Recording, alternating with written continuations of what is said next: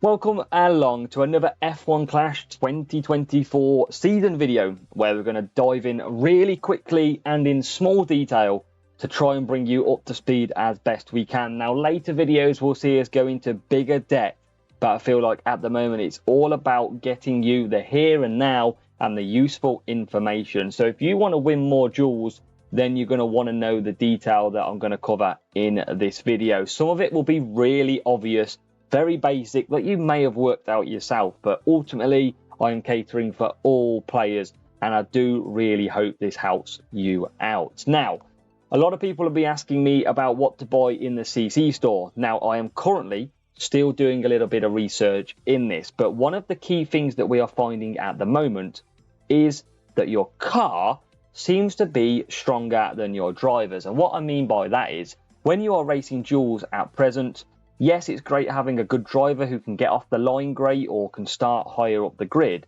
But because we now have a car which has the qualifying stat in, we've seen that reduction reduce. So as before, you would solely be on a bit of speed, cornering, reliability, and your qualifying stat.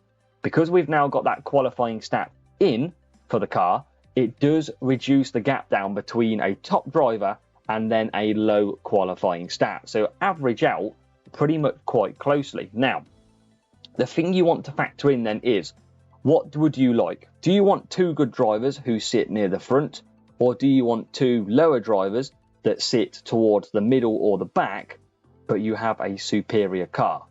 That's the one thing you need to think about. That is key.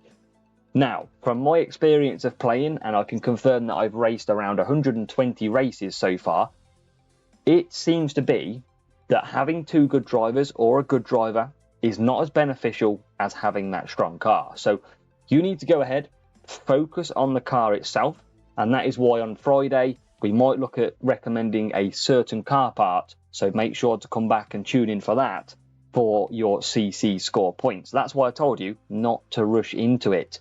But definitely at the moment, focus on getting some upgrades on your cars instead of going all out for that beast of a driver, because you'll find out they'll go back very quickly when your car is not good enough.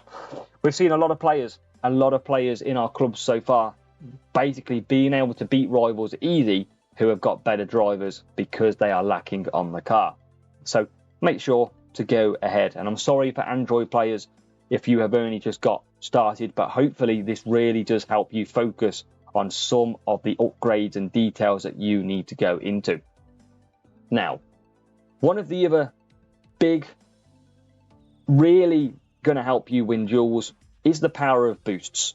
Now, that might be obvious. Boosts are great, but I've been running two accounts. One has books, one doesn't spend a penny. And I tell you what, now free to play with zero boosts or limited boosts is way harder. So in the past, we've saved all our duels boosts and we've used them in GP. So we don't tend to use boosts in duels, but that is changing this season, and that is why my free-to-play account is struggling a little bit, because I do not want to use boosts. I want to save them for the GP. So what you may have noticed so far is if we hit onto the race and we go into duels, obviously each track has an overtaking power unit in this case, but there is one specific track stack per series which is always permanent. So in this one you can see is power unit and defending for Melbourne, and then it will be power unit again but race start for Miami. So what that means is, when I've used the free to play account, I've used zero boosts and I have not been able to beat a rival who has used a boost. Now in the old season we could beat a rival with boosts.